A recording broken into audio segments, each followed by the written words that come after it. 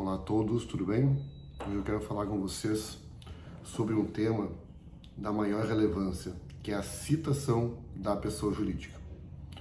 Não a citação da pessoa jurídica de direito público, que esse a jurisprudência já está mais ou menos encaminhado, né? O procurador do município, na Advocacia Geral da União, no caso da União. Então, assim, a pessoa jurídica de direito público não se tem muita controvérsia em relação à citação.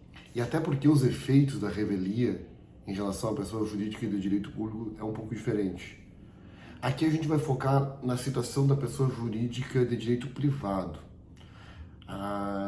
porque ali vai repousar efeitos importantes sobre a revelia.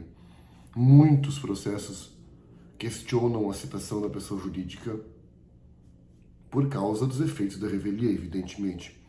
É muito comum que o mandado de citação, o AR de citação, seja recebido por um porteiro de centro comercial, de um prédio comercial, seja recebido por um funcionário da empresa e que esse documento se extravie.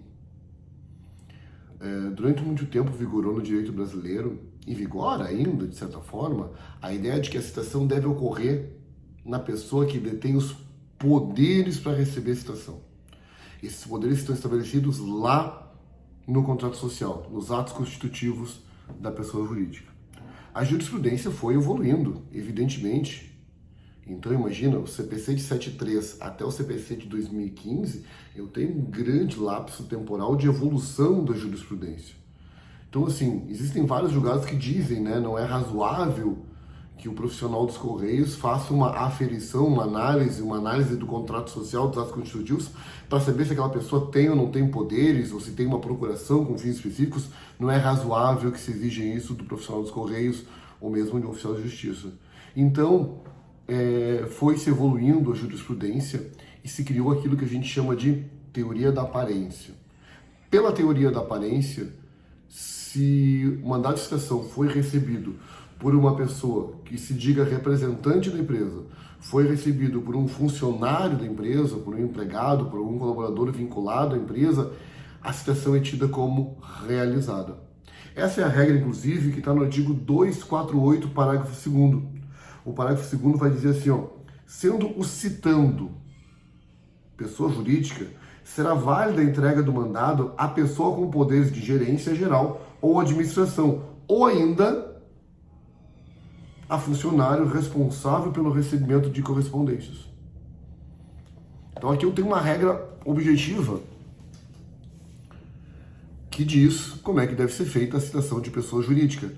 O artigo 248, parágrafo 2º, é a incorporação no direito processual civil brasileiro da teoria da aparência. Não exige mais que obrigatoriamente, compulsoriamente, que a citação se dê em nome daquela pessoa que tem poderes específicos para isso. Se a empresa tem um representante, tem um gerente, tem um encarregado que se diz eu represento a empresa, ele pode receber uma AR de citação e não dá para alegar que essa citação é nula, que essa citação é inadequada lá no processo depois, porque essa citação é válida, é adequada, conforme estabelece o artigo 248, parágrafo 2º do CPC. O que a gente vê em muitos processos é que algumas vezes o mandado de citação é recebido por alguém que não tem poderes, por alguém que não tem vínculo com a empresa, por alguém que não tem capacidade de responder e de entregar, de fazer chegar a quem de direito aquele mandado de citação. Se de alguma forma a empresa citanda conseguir provar isso no processo, é muito possível que ela consiga levantar aquela pena de revelia. E aí a gente vai usar o artigo 280 do CPC. O artigo 280 do CPC vai dizer: as citações e intimações serão nulas quando feitas sem a observância das prescrições legais. Se de alguma forma eu quero aduzir, eu quero apontar a nulidade de uma citação, de uma intimação, eu tenho que usar o artigo 280. Porque ele diz que esse ato será nulo se não forem obedecidas as prescrições legais. Então compete à parte que pretende a nulidade da citação tentar alegar isso primeiro, na primeira oportunidade de falar nos autos, na primeira chance de falar nos autos. Segundo, A anulidade da citação é uma matéria de ordem pública, então ela não preclui.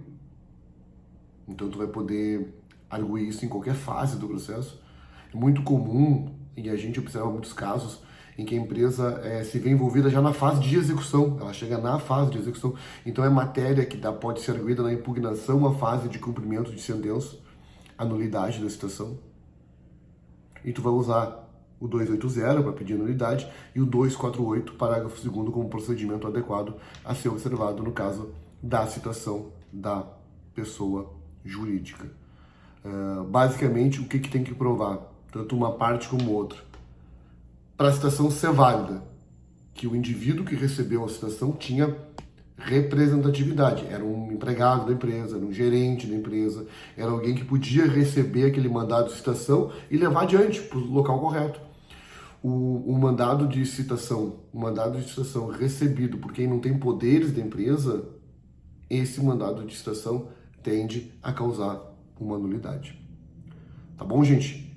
Para mais dúvidas, por favor, conversem, dialoguem. E obrigado pela atenção de todos. Um abraço.